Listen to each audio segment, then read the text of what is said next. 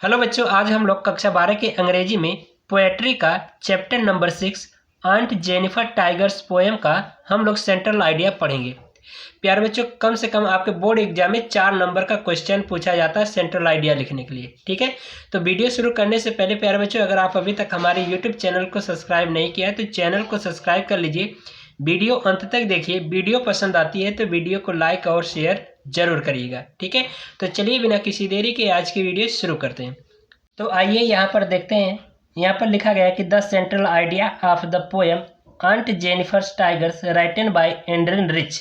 ठीक है, इसका अर्थ ये हो जाएगा प्यारे बच्चों कि आंट जेनिफर्स टाइगर्स कविता एंड्रिन रिच के द्वारा लिखी गई है। ठीक है, या इस तरह से अर्थ लिख सकते हो कि आंट जेनिफर्स टाइगर्स कविता एंड्रिन रिच के द्वारा प्रस्तुत की गई है या एंड्रिन रिच के द्वारा संकलित की गई है। ठीक है, ये इसका अर्थ हो जाएगा।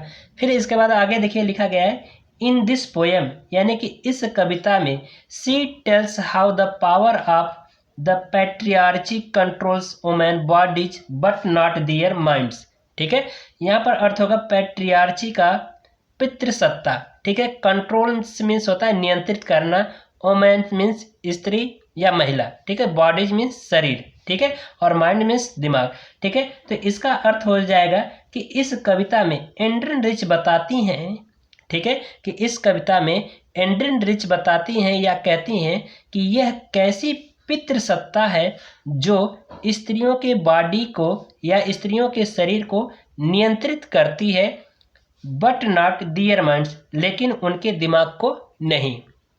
ठीक है, फिर आगे देखिए लिखा गया है She tells that women remain slaves of males because of the institute of the marriage। ठीक है, इसका अर्थ प्यारे बच्चों यहाँ से बनेगा, मैरिज मीन्स होता है शादी और इंस्टीट्यूट मतलब होता है संस्था। ठीक है, तो यानी कि जो शादी नामक संस्था है, ठीक है, जो शादी नामक संस्था है उसके वजह से, ठीक है, जो शादी नामक संस्था है उसकी वजह से स्त्रियां पुरुषों की दास बन गई। स्लेव्स मीन्स होता है दास, यानी कि जो शादी नामक संस्था है उसकी वजह से स्त्रियां पुरुषों की क्या हो गई हैं, दास बन गई हैं। ठीक है, फिर इसके बाद आगे लिखा गया है कि they have remains object in the hands of males through all her age. All her age का अर्थ होगा प्यारे बच्चों यहाँ से पूरे जीवन काल में। ठीक है, तो इसका अर्थ हो जाएगा इस लाइन का कि पूरे जीवन काल में स्त्रियां, ठीक है, पूरे जीवन काल में स्त्रियां पुरुषों के हाथ की क्या हो गई, वस्तु बनकर रह गई हैं। ठीक है, पूरे जीवन काल में स्त्रियां पुरुषों के यानी कि पुरुषों के हाथ की क्या हो गई, वस्तु बनकर रह गई हैं।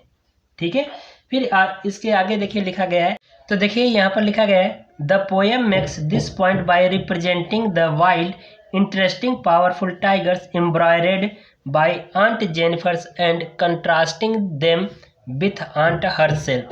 ठीक है, तो इसका अर्थ ये होगा प्यारे बच्चों कि the poem makes this point, यानी कि इस कविता के माध्यम से, ठीक है, इसका अर्थ ये बनेगा। ठीक है, दिस पॉइंट का मतलब कि इस कविता के माध्यम से, ठीक है, या इस कविता के द्वारा, ठीक है, यानी इस कविता के द्वारा आंट जेनिफर्स इस बात को प्रस्तुत करती हैं कि जंगल, दिलचस्प और शक्तिशाली बाग, साथ ही साथ कसीदाकारी कार्यों का, ठीक है, एम्ब्रॉयडर्ड का अर्थ होता है प्यारे बच्चों कसीदाकारी। ठीक है, कसीदाकारी का मतलब ये होता है कि जहाँ पर कपड़े पर सिलाई कढ़ाई बुनाई की जाती है वहाँ पर उस प्रक्रिया को हम क्या कहते हैं, कसीदाकारी। ठीक है, तो फिर से अर्थ देखिए यहाँ पर कि the poem makes this point by representing the wild, interesting, powerful tigers embroidered by Aunt Jennifer's and contrasting them with Aunt herself। यानी कि इस कविता के माध्यम से या इस कविता के द्वारा इस बात को प्रस्तुत करती हैं कौन, आंट जेनिफर्स। ठीक है, इस कविता के माध्यम से या इस कविता के द्वारा आंट जेनिफर्स इस बात को प्रस्तुत करती हैं कि जंगल, दिलचस्प और शक्तिशाली बाग और साथ ही साथ कसीदाकारी कार्यों का प्रतिनिधित्व करती हैं। ठीक है, तो ये इसका अर्थ होगा।